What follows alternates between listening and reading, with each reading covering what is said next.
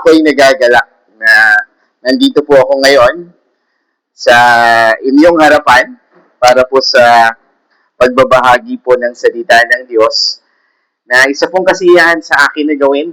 No?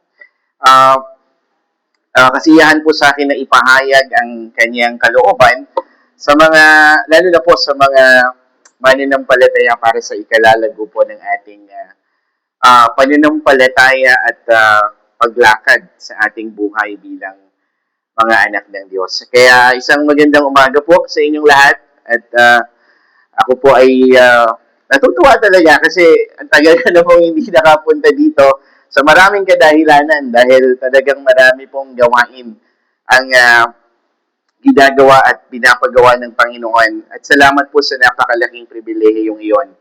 Kaya ngayong umaga po ay itutuloy na natin. At ako po ay naniniwala na kayo ay nasa serye ng Aklat ng Lucas. Tama po ba? Life of Christ. Okay. So the series of the Life of Christ. Okay. So sige po, natin pong buksan ang binigay po sa aking assignment na talata na atin pong pag-aaralan. At ito po ay mula sa Aklat ng Lucas, Kabanatang 8, talatang Luke chapter 8 verses 4 to 18. Kung inyo pong nakita ay akin na pong babasahin. Luke chapter 8 verses 4 hanggang 18. Nang magtipon ang napakaraming tao ay dumating ang mga tao mula sa bayan-bayan ay nagsalita siya sa pamamagitan ng isang talinghaga. Ang isang manghahasik ay humayo upang maggasik ng binhi. Sa kanyang paggasik, ang ilan ay nahulog sa tabi ng daan. Napagyapakan at ito'y kinain ng mga ibon sa himpapawid. Ang iba'y nahulog sa bato at sa pagtubo nito, ito ay natuyo sapagkat walang halumigmig. At ang iba'y nahulog sa mga tinikan at ang mga tinik ay tumubong kasama nito at ito'y nasakal. At ang iba'y nahulog sa mabuting lupa, tumubo at nagbunga ng tig-iisang daan. Pagkatapos niyang sabihin ang mga bagay na ito, siya ay sumigaw. Ang may mga taingang pandinig ay makinig. Nang tanungin siya ng kanyang mga alagad kung ano ang kahulugan ng talinghagang ito, sinabi niya, sa inyo'y ipinagkakaloob na malaman ang mga hiwaga ng kaharian ng Diyos. Subalit sa iba'y nagsasalita ako sa mga talinghaga upang sa pagtingin ay hindi sila makakita at sa pakikinig ay hindi sila makaunawa. Ngayon, ito ang talinghaga. Ang binhi ay ang salita ng Diyos. Ang mga nasa tabi ng daan ay ang mga nakinig. Pagkatapos ay dumating ang dyablo at inagaw ang salita mula sa kanilang mga puso upang hindi sila sumampalataya at maligtas. At ang mga nasa bato ay sila na pagkatapos makarinig ay tinanggap na may galak ang salita, subalit ang mga ito'y walang ugat. Sila'y sumampalataya ng sandaling panahon lamang at sa panahon ng pagsubok ay tumaligod. Ang nahulog naman sa tinikan ay ang mga nakinig, subalit sa kanilang pagpapatuloy ay sinakal sila ng mga alalahanin, mga kayamanan, at mga kalayawan sa buhay, at ang kanilang bunga ay hindi na gumulang. At ang nahulog sa mabuting lupa ay sila na pagkatapos marinig ang salita ay iningatan ito sa isang tapat at mabuting puso at nagbubunga na may pagtatyaga. Walang taong pagkatapos magsindi ng ilawan ay tinakpan ito ng isang takalan o kaya'y inilalagay ito sa ilalim ng higaan. Kung inilalagay ito sa talagang lalagyan upang makita ng mga pumapasok ang liwanag. Sapagkat walang nakatago na hindi mahahayag o walang lihim na hindi malalaman at malalantad sa liwanag. Kaya't mag-ingat kayo kung paano kayo makinig sapagkat siya'y mayroong ay lalo pang bibigyan at ang sinumang wala, pati ang inaakala niya sa kanya ay kukunin. Purihin po ang Diyos sa pagkabasa ng kanyang mga salita.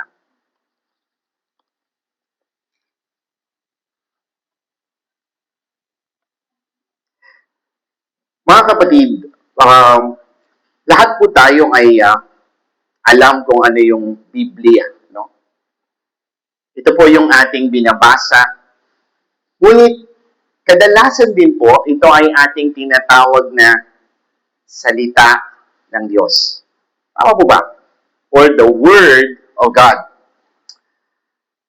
Kung ito po ay ayon sa ating paniniwala na ito ay Word of God, paano natin ito pinapahalagahan sa ating pamumuhay bilang mga Kristiyano?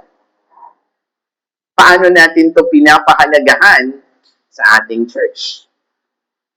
Ano ang impluwensya ng Biblia sa ating mga ministry o sa ating mga ginagawa sa araw-araw? Sa umaga pong ito, ay walang slides. Ayan. Ang ating pong mensahe ay, ang title ay Pusong Ano. Tagalog lang po yung title, puro English na po yan, pero tatagalogin po natin yung mga nandyan. Pero ang title po natin, anong klaseng puso? No? Yan po ang tanong sa atin sa umagang ito. Bilang mga mananampalataya, saan po ba tayo kumukuha ng mga prinsipyo sa ating buhay? Halimbawa, sa ating pagpapamilya, sa buhay ng mag-asawa, bilang asawang lalaki at asawang babae, kanino ba nakabase ang inyong pagiging mag-asawa? Kay Marian ba, Titing Dong? O kay sino po bang mga sikat na influencers and celebrities na siguro maganda yung buhay nila? No? Sino ba yung nakita kong influencers? Yung Wamos ba yun? Yung may asawang influencer din? Hindi ko po alam kasi hindi ako madalas. Nag-aanak ko lang po. Si Wamos Cruz. Hindi ko kamag-anak po yun. De la Cruz ako. No? Na may asawa siya na lagi silang nagbablog. At minsan, dumami na po yung ganong mga vlogger na mag-asawa na minsan binabatukan nila yung isa't isa sa harapan ng mga tao na nanonood sa social media. But that's a principle na meron sila sa kanilang basihan sa kanilang pagsasama. Sa ating pong pagpapalaki ng mga bata, pagpapamilya, ano po ang basihan natin on our parenting? At maging sa prinsipyo ng ating mga relasyon. Lalo na po yung mga pumapasok na sa relasyon. Narinig ko yung mga singles, no? Baka kaya pinagsasama-sama yung mga singles para malaman kung paano makipagrelasyon sa kapwa single. Meron ba tayong basihan dito sa ating prinsipyo bilang mga mananampalataya? Sa ating paghahanap buhay o sa pagtatrabaho o maging sa pag-aaral ng mga estudyante. Mahalaga na meron tayong prinsipyo sa ating pamumuhay bilang mga mananampalataya kung paano tayo lalakad sa buhay na meron tayo ngayon. Ang tanong po sa atin, how much of the Word of God is seriously part of your life? Gaano kalaki yung impluwensya ng salita ng Diyos, ng Biblia, sa inyong buhay, sa ating buhay, sa lahat ng ating ginagawa? Ang atin pong binasang mga talata ay sinulat po ni Lucas para bigyan po ng malinaw na narrative o kwento. Kung mababasa po natin sa Luke chapter 1, si Theophilus na isa pong taong tinuruan na patungkol kay Kristo. Ngunit sumulat po si Dr. Luke upang bigyan siya ng mas malinaw na mga bagay sa buhay ni Kristo. That's why this is part of the life of Christ teaching. At isa po sa bahagi pong ito ng ating passage ay ipinapakita po ni Lucas ang mga itinuturo ni Jesus na gusto niyang maging malinaw sa mga tinuturuan niya. Kaya nga po, dito sa ating passage, makikita po natin na maraming tao ang nakikinig kay Jesus. Kasama na po ang kanyang mga alagad at siya po ay nagturo sa kanila ng patungkol sa kahalagahan ng salita ng Diyos na ito'y ibinibigay ng Diyos. Ngunit, paano natin ito dapat tanggapin ay itinuturo din po dito sa ating passage. Kaya nga po, makikita po natin dito yung pagtuturo kung paano ba natin tatanggapin ang salita na ito ay magbubunga ng pagpapala sa ating mga buhay. Right? At ito po yung ating pag-uusapan ngayon. Ang nais po ng author na mangyari doon sa mga babasa ay malaman na kailangang mag-ingat sa pakikinig ng salita ng Diyos at maging mapag-isip sa pagtanggap nito. Be mindful, be intentional in receiving ng may tamang puso dahil ito ang nais ng Diyos ng ating Panginoong Hesus para sa kanyang mga disipulo na gawin. So ito po yung sana maging purpose din na sa atin, hindi lang sa mga bumabasa, maging sa atin ngayon, natuturuan ng Panginoon through this word, na maging maingat tayo sa pakikinig, be intentional, and also be mindful. Ano po yung puso ko sa pagtanggap nito? Diba? Dahil ito yung gusto ng Panginoon. Alam niyo po, hindi ko po kayo mapipilit na gawin ang isang bagay kung wala pong dahilan. Tama po ba? Kung walang conviction. Kaya nga po, itong purpose na ito, nagbigay po ng isang malinaw na punto o katotohanan yung sumulat para gawin ito ng mga nakikinig. At ito po ang ating main point. What convicts them of this? He pointed them to the truth. Ano po yung itong truth ng passage, ng pangkalahatang passage natin? The Word of God is given. Ibinigay na ang salita ng Diyos. Ngunit ito ay matatanggap lamang sa pamamagitan ng holding fast, to receive by holding fast to it. Ito ay matatanggap lamang kung panghahawakan natin ito ng may tapat at mabuting puso upang ito ay magbunga ng bunga na may pagtsatsaga. Okay. Ito po yung punto niya. Binigay na ang salita ng Diyos, ngunit ito'y magbubunga lamang at matatanggap natin kung ang puso natin ay tapat at mabuti sa paghawak dito. Okay. Yun po yung ating pag-uusapan in details. So makikita po natin, may 3 puntos po para ipakita itong main point na ito ng sumulat. 3 punto po ang meron dito sa ating pag-aaral. Una, the parable for everyone to hear. Ang talinghaga para marinig ng lahat. From Luke chapter 8 verse 4 to 8. Ito po yung unang bahagi. At ang pangalawang bahagi po is the truth for the disciples to understand. Kanina, pangkalahatan, ang susunod po, yung 9 to 15, para lang sa mga disipulo. At yung panghuli, no secret, all is known from 16 to 18. So, yan po yung 3 puntos na magbibigay sa atin ng linaw doon sa kanyang main point na ibinigay niyang salita. Ngunit ito'y matatanggap lamang ng mga puso na tapat na hahawak dito. Okay? So, tingnan po natin yung unang puntos.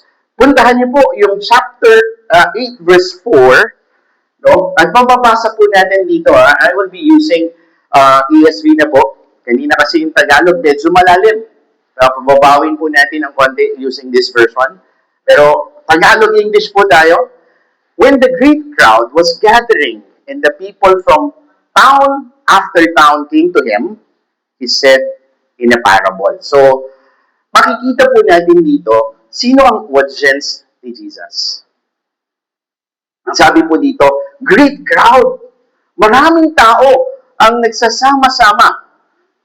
People who who are intentionally, dinadayo na siya ng mga tao. Bakit po? Dahil in the previous chapters, marami na pong ginawa si Jesus ng mga bagay na nababalitaan ng mga tao na mabuti. No? Kaya nga po, pumupunta sila kung nasaan si Jesus para tingnan kung ano pa yung mga susunod niyang gagawin at ano pa yung mga ituturo niya. Ngunit anong klaseng mga tao po itong lumalapit sa kanya?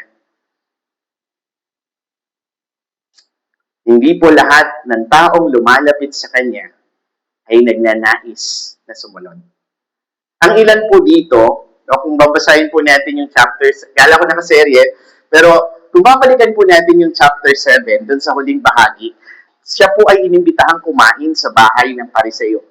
At pagkatapos po, may isang babaeng makasalanan na hinugasan ng kanyang paa ng pabango, pinunasan ng kanyang buhok. Dito po tinanong ni Jesus, sino yung higit na patatawarin, yung pinatawad sa konti o yung pinatawad sa marami? Tinanong niya si Pedro. At ang mga Pariseo ay nagbubulong-bulungan. At kasama po sa mga taong nais na lumapit kay Jesus ay ang mga Pariseo. Mga taong ang gusto lang ay bantayan si Jesus kung ano ang pwede nilang mapanira sa kanya. Diba? Yung mga tao po ba gano'n? Pupunta lang para tingnan, ano ba yung pwede kong makita dito para siraan ko ito? Diba? At may mga tao din po na, ibig sabihin, itong crowd na ito are not all seeking to follow Jesus. This kind of people are sometimes fault-finding people. O mga taong naghahanap ng makikitang maganda. Ano kaya gagawin niya? No? At ito marahil yung mga tao noon na mga vloggers. Alam mo yung mga vloggers ngayon? Pupunta lang sila doon para sila yung una sa balita. Marami silang marami silang babalitaan at marami silang maging followers. Anong kwento? Anong kwento? So, this kind of people are the people that are coming to Christ. Not all are disciples, not all are followers, but different kinds of people. And one of them, at ilan sa kanila, ay yung mga Pariseo na gusto lang humanap ng pagkakamali kay Jesus para siya ay sirain. Okay? Kaya nga, nung nakita na niya yung dami ng taong ito, nagsalita siya sa isang talinghaga. Kaya nga po, talinghaga yung kanyang sinabi. In verse 5, ito po yung talinghaga. A sower, o yung maghasik, went out to sow his seed. And as he sowed, some fell along the path and was trampled underfoot, and the birds of the air devoured it. No? So, ang bida po dito sa talinghagang ito ay isang maghasik ng binhi. No? At ang kanya pong inihahasik ay yung kanyang binhi. No? At ang una pong binagsakan nung kanyang inihasik, ayon po sa talinghaga, ay yung daanan, yung kalsada. No? Hindi pa po sementado. No? Ang nangyari po, dahil ito'y kalsada, ano po ang mangyayari? Logically, kapag nalaglag ang binhi ng palay, halimbawa, sa kalsada, ano po? Tatapakan ito. Matatapakan. At, ang sabi po niya, dumarating yung ibon at ito'y kinakain ng mga ibon. Okay. Of course, ano naman po, logical naman yun, ano? Kapani-paniwala naman yun. Pagka doon bumagsak sa dadaanan. And in verse 6, no? Yung susunod pong nabagsakan nung kanyang inihasik na binhi ay doon sa batuhan. Ayan, sementado na. At ito po ay, it grew up, withered away, because it had no moisture. No? Ito po ay lumaki, tumubo, no? Kasi talaga naman po, may tumutubo sa semento. Diba? Magugulat na lang po kayo, may bigla na lang doon sa gilid ng bahay nyo, may biglang tumutubo, sementado. Kaya lang, asahan po na hindi ito lumalaki at nagpapatuloy dahil kulang po ng tubig. Logical din naman po ito. na talinghaga, no? At pagdating po sa verse 7, saan naman po bumagsak? Ang sabi po dito, doon sa maraming tinik, among the thorns, sa tinikan, no? Mga maruming lugar na puro sikit o tinik. At ano po nangyari? Ito po ay lumaki kasabay ng mga tinik at ito po ay nasakal. Di ba? Pagka napaligiran ka ng mga damo, hindi ka tumutubo ng maganda itong punla na ito. And in verse 8, and some fell in good soil and grew and yielded 100-fold. Ayan. Meron pong bumagsak sa magandang lupa at ito po ay lumaki, lumago at namunga ng marami. No? At sinabi niya po ang mga bagay na ito. And he called out, he who has ears to hear, let him hear. No? Sinasabi po ni Jesus ito na kung sino mang may pandinig ay makinig kapag ka po nais niya na bigyang pansin yung kanyang sinabi. In the Gospel, sa mga sulat po ng Panginoon at sa ating serye ng kanyang buhay, may mga, pag sinabi niya po itong verily, verily, no? Or those who have ears, let him hear, ibig sabihin nun, makinig kayong mabuti. Dahil importante ito na maunawaan ninyo. Okay? So, sinabi po niya yon sa mga taong nandoroon na nakikinig. So, mula po dito, no? Let's have a point summary. Hanggang dito po. Ito yung ating first point. Isa pa kapatid. The parable for everyone to hear. No?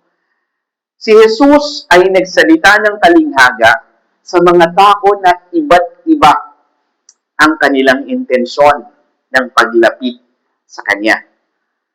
Ang talinghaga patungkol sa maghasik na naghahasik ng binhi na bumagsak sa iba't ibang klase ng lupa na nakaapekto sa kanilang paglaki at kanilang pamumunga.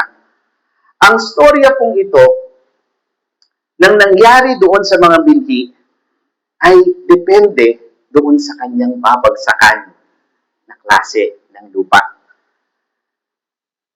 Nais ng Panginoong Yesus na makinig sila upang maunawaan nila yung katotohanan na nais niyang sabihin.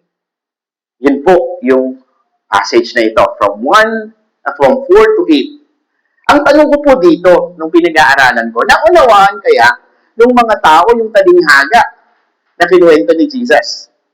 Kung tayo po yung nandoon, if we will be there in that place and in that time, marami po sa inyo ang nag-aaral dito sa Basi. Mag-a-agree ba kayo sa akin na agriculture ang tinuturo ni Jesus? Diba? Agriculture yung tinuturo ni Jesus dito, no? But it is a parable. So, marami po siguro, kung sa literal na pag-unawa ng itinuro ni Jesus, sasabihin, siya ay nagtuturo patungkol sa pagtatanim at pagsasaka, tungkol sa soil compatibility, tungkol sa, ang subject po niya ay pagpapalaki ng binhi at punla sa tamang lupa. At sila'y aalis na, uy, ano tinuro sa inyo kanina? Agriculture. Soil compatibility. Eh, umalis na sila na yun yung kanilang nauunawaan.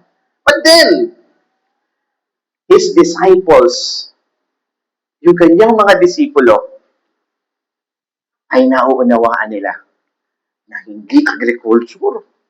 Hindi soil compatibility yung gustong ituro ng Panginoon eh. Mayroong mas malalim na paliwanag dito.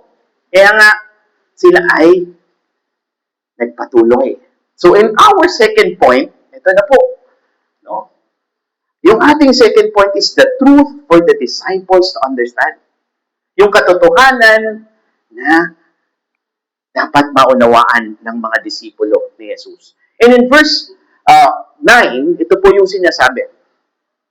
When his disciples asked him what the parable meant, doon pa lang po malinaw na hindi nila naintindihan yung sinabi ni Jesus. Lord, alam namin yung agriculture. Pero hindi namin maintindihan anong kinalaman nito sa spiritual na buhay. Kasi hindi ka naman nandito as a farmer.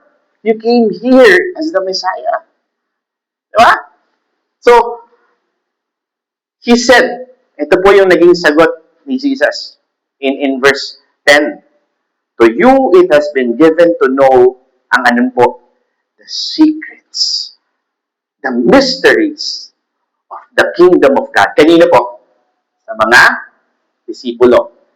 But for others, dun sa iba, they are in parables. Nasa talinghaga. So that they may be seeing. Nakikita nila. Pero hindi nila, they may see, but seeing, but they may not see. No? Parang nakikita nila, pero wala eh. Blanco. Pero, naririnig nila, pero hindi nila maunawaan. And that's the case. No? Kaya pala talinghaga. Sinabi po ni Jesus Christ dito, ang kanyang intensyon kung bakit talinghaga ang kanyang ginamit. Dahil, no, hindi ito para sa mga tao, sa lahat. Ito ay para sa kanyang mga disipulo. Para maunawaan. At ito po ang sinabi niya. The subject that Jesus is teaching is about the mysteries of the kingdom of God. May kinalaman po ito, yung kanyang parable sa kaharian ng Diyos. No? At ito ay ibinibigay sa mga disipulo. Tingnan po natin ang eksplanasyon ni Jesus doon sa kanyang talinghaga na sinabi niya sa mga disipulo. Nandito na rin kayo, malalaman nyo na rin. No? Hindi pala agriculture. Hindi pala soil compatibility, but this is about the kingdom of God. Okay? So, wala kayo sa school, nasa church kayo, no? So, this is about the kingdom of God. So, let's see. In verse 11, now the parable is, the seed is the word of God. In verse 5, kung makikita nyo po, babalikan nyo yung verse 5, a sower went out to sow his seed. Ang maghasik ay lumabas para ihasik ang, there's a person, kanyang binhi, kanyang seed. No? So dito po, ang sabi niya, ang seed na tinutukoy dito is the word of God, salita ng Diyos. So dito po, ipinapaliwanag niya na ang punla at ang sower. Sino ang sower? Sino yung naghahasik? Sino naghahasik? Okay. Sino po naghahasik? Letter A. Kailangan ba ng... May iyo po dito. His seed. The sower sows his seed. Kanino pong pula? Sa kanya. And this is the seed of God. The word of God. The seed is the word of God. Kanino pong salita ang inihaasik? Sa Diyos. At kanino po yung pula na yon? Sa Diyos. So the sower, ang nag-aasik po, ay ang Diyos sa pamamagitan ng mga pinapadala niya ng mga nangangaral. Of course, Jesus, nandiyan, yung mga propeta. But this is God who is sowing his seed. Okay. Base po dito sa konteksto ng talata, no? So, in verse 12, ito na po yung nasa verse 5 na kung saan ito po ay naglanding doon sa dadaanan. Kaya po ito yung natatapakan. Ang explanation po dito ay ito po, no? Along the path are those who have heard, and then the devil comes and takes away the word from their hearts. So yun palang binagsakan nung salita ng Diyos ay hindi lupa, kundi puso ng mga tao na nakarinig nito. Dahil dito po makikita niyo, the devil comes, dumating yung diablo, siguro ito yung ibon, no? At tinangay palayo ang salita sa kanilang mga puso dun sa mga nakarinig nito at malinaw po ang purpose ng devil. Bakit tinatanggal niya ang salita ng Diyos sa puso ng mga nakakarinig? Bakit? So that they will not believe and maligtas. Alam niyo po, hindi po ito magbunga ng conviction, no?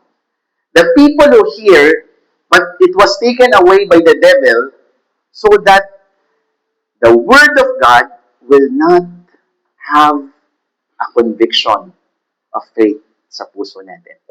Kapag natanggal na agad, walang faith, walang conviction. At naniniwala po ako na ang salita ng Diyos ay makapagliligtas sa atin. Well, para sa mananampalataya po, para sa mga hindi mananampalataya lang po ba to? But it is not only, in the context mamaya po makikita nyo, it is not only applicable sa mga hindi mananampalataya to believe and be saved. Sa konteksto po nito, applicable din po ito sa mga mananampalataya upang sila ay maligtas. Hindi po sa kaligtasan ng eternal life, kundi sa kaligtasan sa mga problema sa buhay. Kaligtasan sa maling relasyon. Kaligtasan sa maling desisyon. If only you will believe, you will be saved. We're not talking here about just eternal life. Kasi mga disipulo na po ito eh. We're talking here about believing in the Word and be saved from the trouble of unbelief. Ano po? Mamaya ipapaliwanag pa po natin ng mas malinaw dahil yung mga susunod na talata, itong maaari pong unang bahaging ito ay patungkol sa pananampalataya at kaligtasan, generally sa buhay na walang hanggan. Pero makikita po natin in the preceding verses, in the following verses, na meron po itong kinalaman din sa mga mananampalataya na sila ay maligtas sa kapahamakan ng hindi nila pananampalataya sa salita. Okay, ligtas na, pero hindi po lahat ng mananampalataya nagiging mabunga ang kanilang buhay. Right? Hindi po lahat ng mananampalataya nagiging pagpapala ang kanilang buhay. It's because of the word na mali sa kanilang puso. Let's see. Verse 13. And the ones on the rock are those who hear the word, receive it with joy. Tinanggap po nila. But they have no roots. They believe for a while, and in the time of testing, they fall away. Ito po yung mga tao na nagsaya dun sa katotohanan, kaya lang hindi ito lumalim at nag-ugat. They believe for a while, pansamantala, at sila po ay natangay palayo sa salita ng Diyos at sa kaharian ng Diyos. They are believers, maybe, or they are not. Pero sa aking pananaw po, mga mananampalataya na nakarinig at maaari pong dahil sa mga pagsubok sa kanilang buhay ay hindi po nanatili at nagpatuloy. May mga kilala po ba kayong mga ganitong Kristiyano na? Christians who are really Christians. They believe genuinely nanampalataya. Pero may tinatawag po tayong mga nagbo-backslide eh. May mga humihinto. May mga nagpo-post. Post po yung hinto muna ng kanilang buhay kaharian. And verse 14, yun naman pong nalaglag sa mga tinik na lugar. Sila po ay nakarinig, kaya lang po sa kanilang pagpapatuloy ang nasakal po sila ng mga bagay na pansamantala. Ano po ito? Yung mga alalahanin sa buhay. Nakakasakal po pala yun sa paglago ng bunga ng salita ng Diyos sa ating buhay. Yung yaman, nakakasakal po pala yun sa ating pagpapatuloy sa kaharian ng Diyos sa pamamagitan ng pagsunod sa kanyang salita. Ano po? Yung mga kalayawan sa buhay ay maaari din pong makasakal sa paglago ng ating buhay sa kaharian ng Diyos sa pamamagitan ng pagsunod sa kanyang mga salita. And in verse 15, ito na po yung magandang lupa.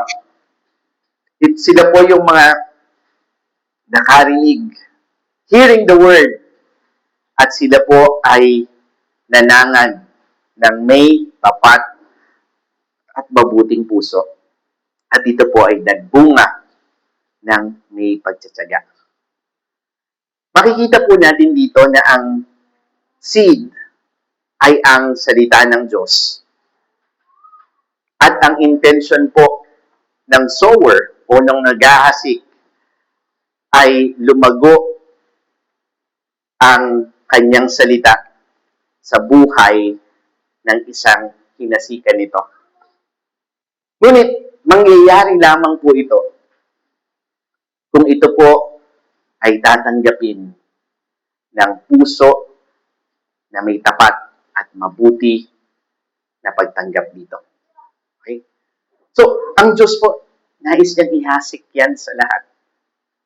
Pero ang tanong po dito sa tinuro ng Panginoong Hesus, no, ay yung klase ng puso na babagsakan nito. No question that God wants to sow His word. God wants to sow His seed. Pero the question is now on the receiver. It's not on the giver. Ha? Sino po ang magpo-question sa Diyos? Wala eh. Kasi, giver na siya. Given na nag-giver siya. Gusto niyang ibigay. Ang tanong po sa atin, anong klaseng receiver tayo ng kanyang salita? If we will go back dito po sa ating passage, no? And if we will look at the point summary for this, the truth for the disciples to understand, nais pong ipaunawa ni Jesus yung ibig sabihin o yung interpretasyon ng kanyang talinghaga sa mga disipulo at hindi sa lahat. Malinaw po dun sa passage, hindi para sa lahat ang kanyang paliwanag. Ito po ay patungkol sa salita ng Diyos at kung papaano ito tinatanggap ng iba't ibang klaseng mga tao. Ang realidad na ang kanyang salita ay makapagdadala ng ani o ng kawalan sa kaharian ng Diyos ay depende sa kung papaanong ang salita ay tinatanggap ng mga nakakarinig. The Word of God can bear fruit that will last to the end if it will be hold fast with an honest and good heart. So yun po yung kanyang paliwanag sa talinghaga. At pagkatapos pong sabihin ito ni Jesus, nagbigay po siya ng illustration sa mga disipulo na naniniwala po akong related pa rin or in the context of the previous passage na God sows His seed, the Word of God. Sa ikatlong punto po, ang sabi dito, there is no secret, all is known. In verse 16, makikita po natin, ang sabi ng Panginoon sa isang logical na illustration, wala pong nagsisindi ng ilawan para ilagay po ito sa ilalim ng kama. O itago po ito.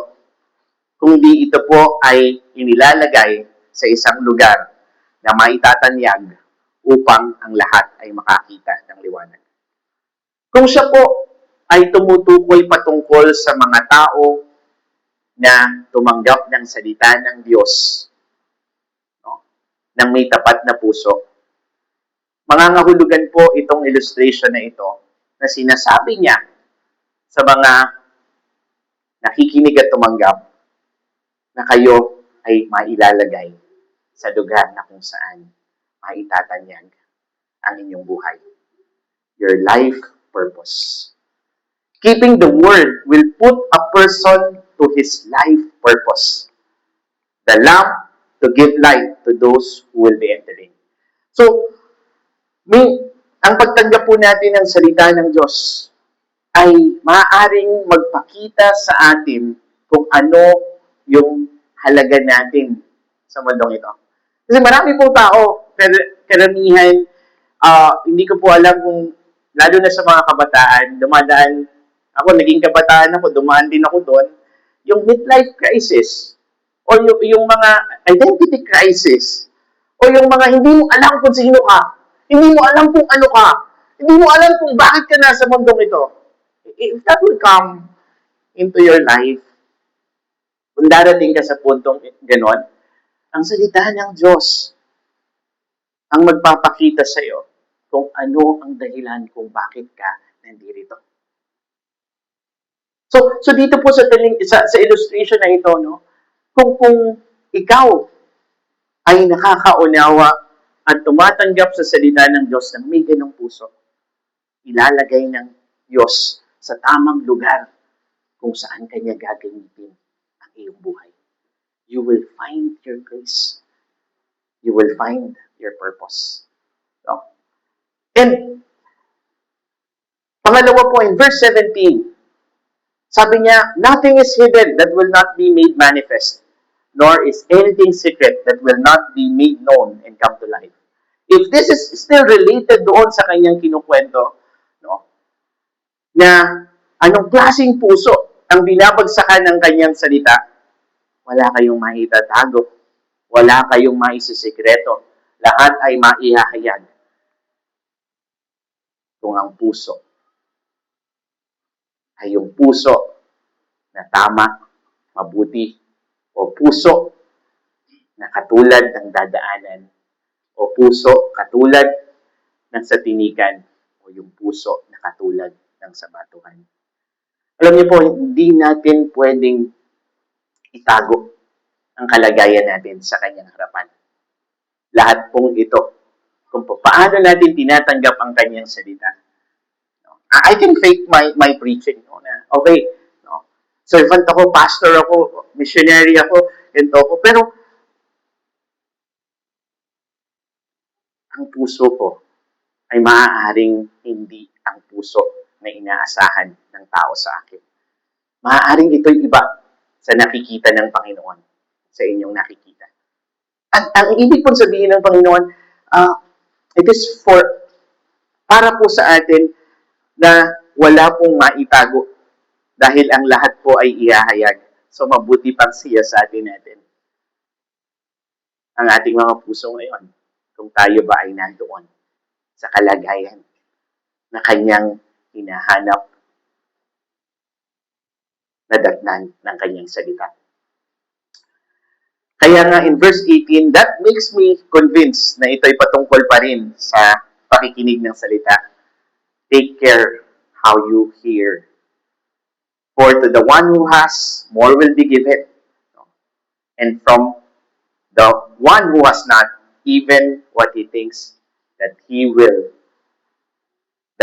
has will be taken away. Finally, sinabi po ni Jesus ang kanyang babala.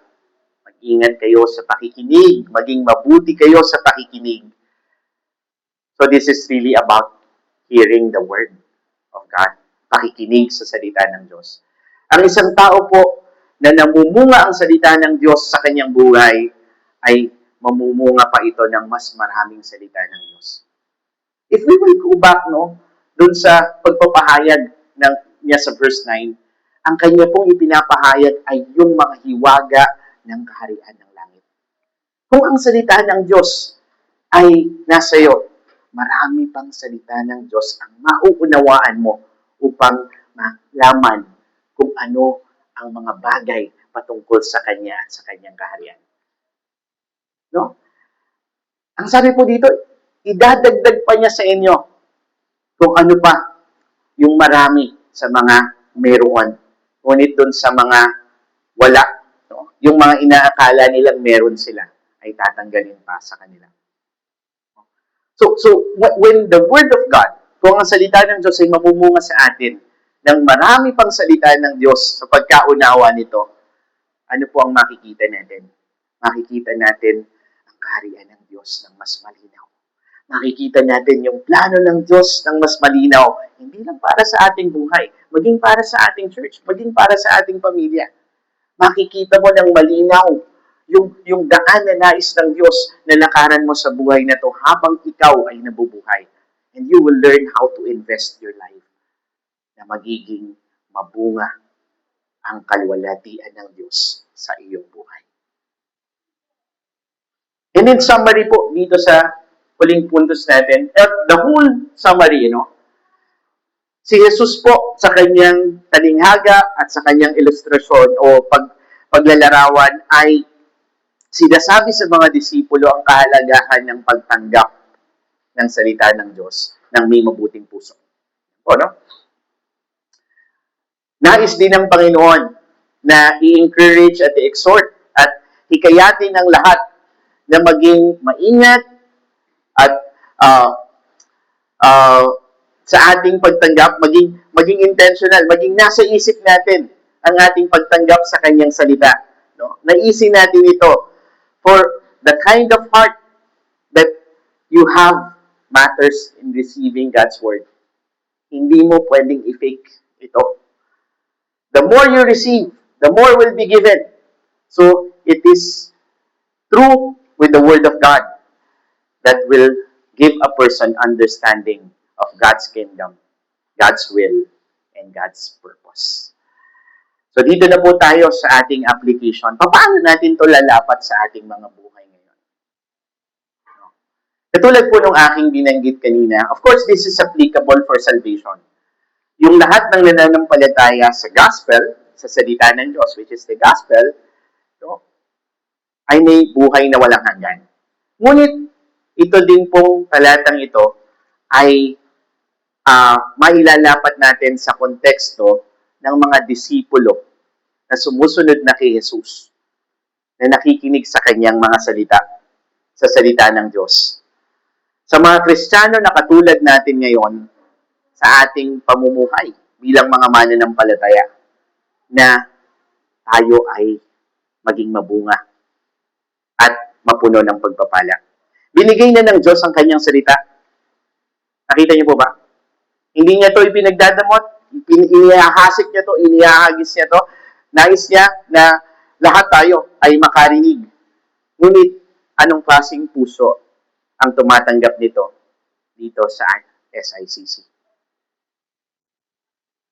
Ang paniniwala sa salita ng Diyos ang magliligtas sa atin, hindi lang po sa buhay para sa buhay na walang hanggan. Ang paniniwala sa salita ng Diyos ang makapag-iingat din po sa atin mula sa kapahamakan. Bilang mga Kristiyano, meron pa po bang Kristiyanong mapapahamak sa mundong ito?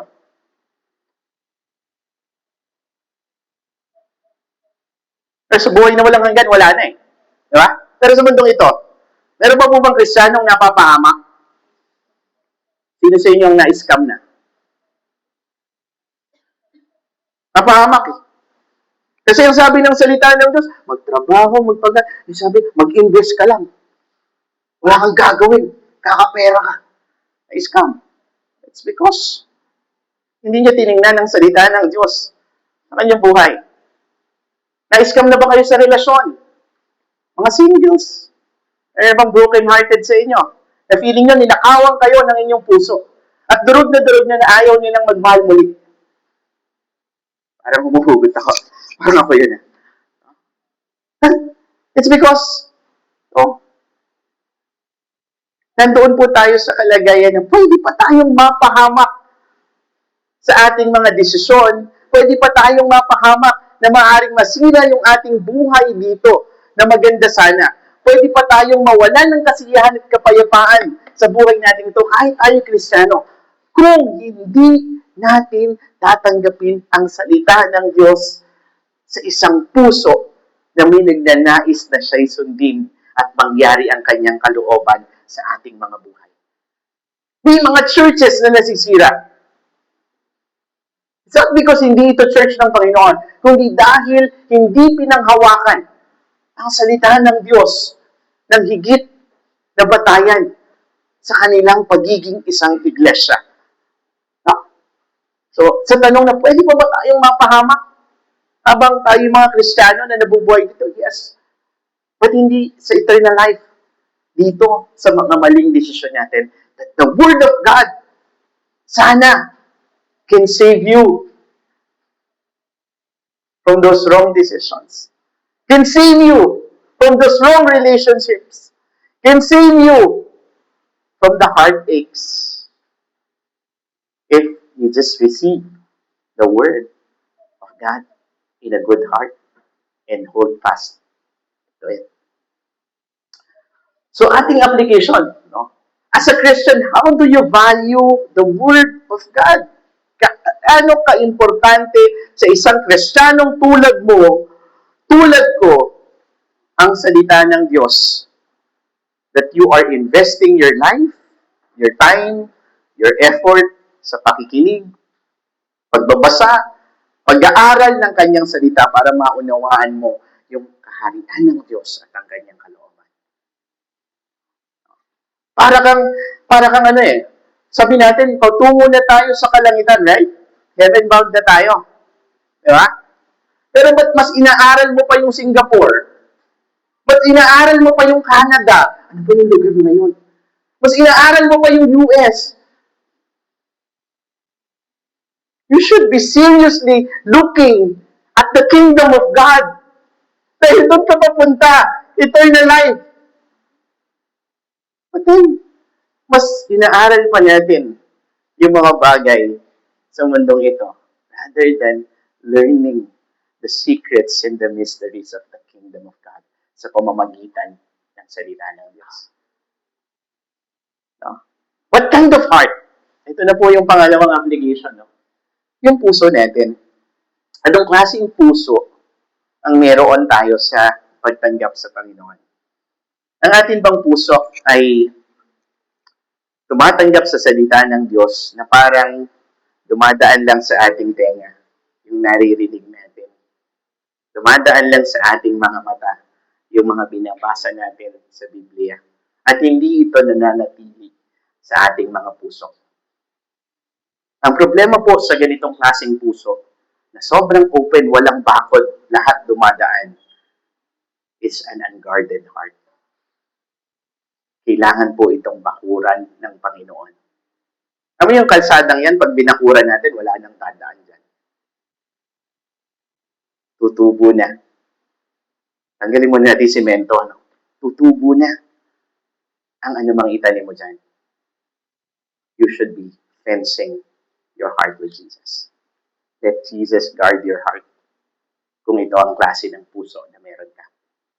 Kung ang klase ng puso na meron ka is yung katulad ng sa batuhan na pag narinig mo, nabasa mo, nagdiriwang ka agad, pero saglit lang, natatangay ka na palayo. Ang problema po is hindi malalim ang iyong ugat kay Kristo. Occasional mo lang siyang kasama.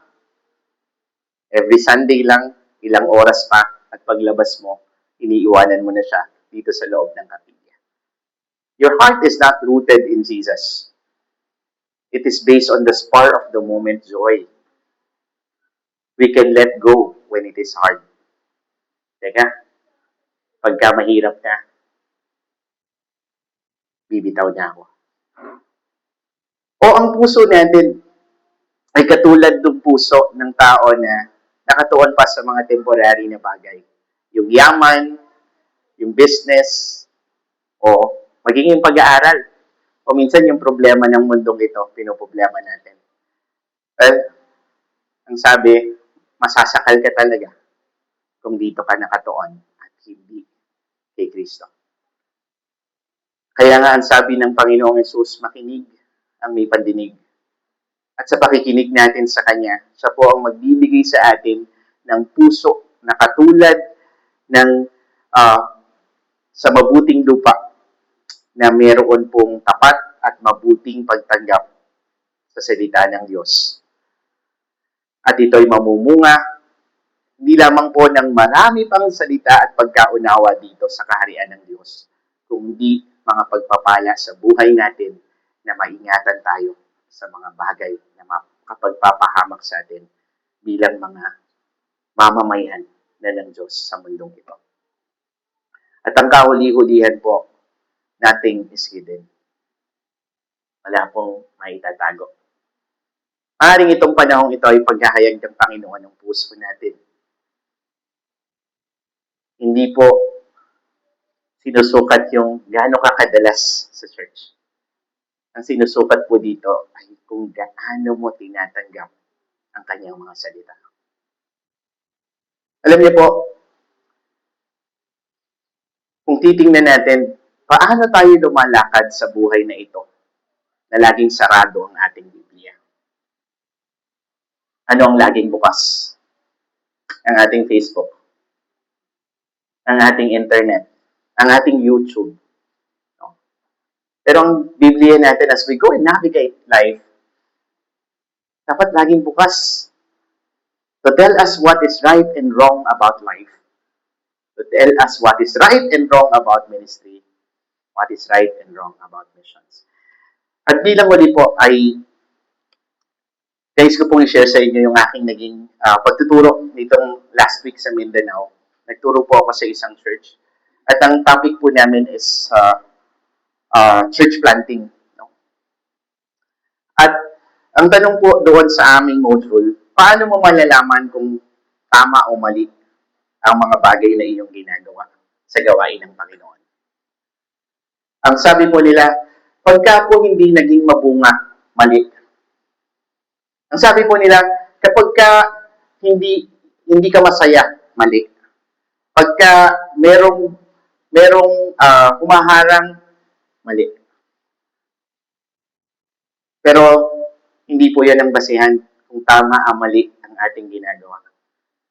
Binalik ko po sila sa katotohanan itong ating pinag-aralan ngayon.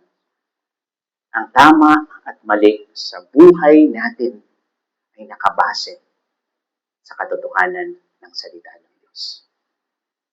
Nakakalungkot kung sa ating mga pag-uusap sa buhay bilang mga mananampalataya ay sarado ang ating mga Biblia. At ang nakabukas ay ang iba't ibang channel na binabasihan natin kung paano mabuhay sa mundong ito. Hindi mo makikita ang kaharian ng langit ng malinaw kung ito ang ating gagawin. Kaya mga kapatid, gaano kahalaga ang salita at ano ang kalagayan ng ating puso?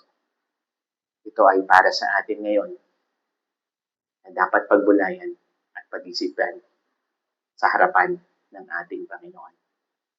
Tayo po ay manalangin. Panginoon, wala pong lihim sa inyo. Wala po kaming maitatago. Maging ang kalagayan ng aming puso. Kung paano namin tinatanggap ang iyong mga salita. Kung paano namin ito pinapahalagahan. Bilang mga naligtas na, kundi bilang mga sumusunod sa iyong kaharian, sa iyong kalooban. Nais namin, Panginoon, na bigyan mo kami ng habag at biyaya na suriin ang aming mga puso. Nawa, ito ang magbigay sa amin ng sapat na dahilan upang kami po ay magbigay ng higit na malaking pagpapahalaga sa katotohanan ng iyong mga salita. At nawa, Panginoon, itong maging sentro ng aming buhay, itong maging sentro ng aming iglesia. Ang iyong otoridad, ang iyong kapamahalaan, ang iyong pagkapanginoon, ang iyong pagka-Diyos na ipinapahayag mo sa amin sa pamamagitan ng iyong mga salita. Nawa ang lahat ng nandirito sa SICC ay matagpuan mo sa puso na katulad ng sa matabang lupa. Sa iyo po namin hinihingi ang kalakasan upang magawa ito at sa biyaya mo, Panginoon, sa kapangyarihan ng iyong pangalan, aming Panginoong Jesus. Amen.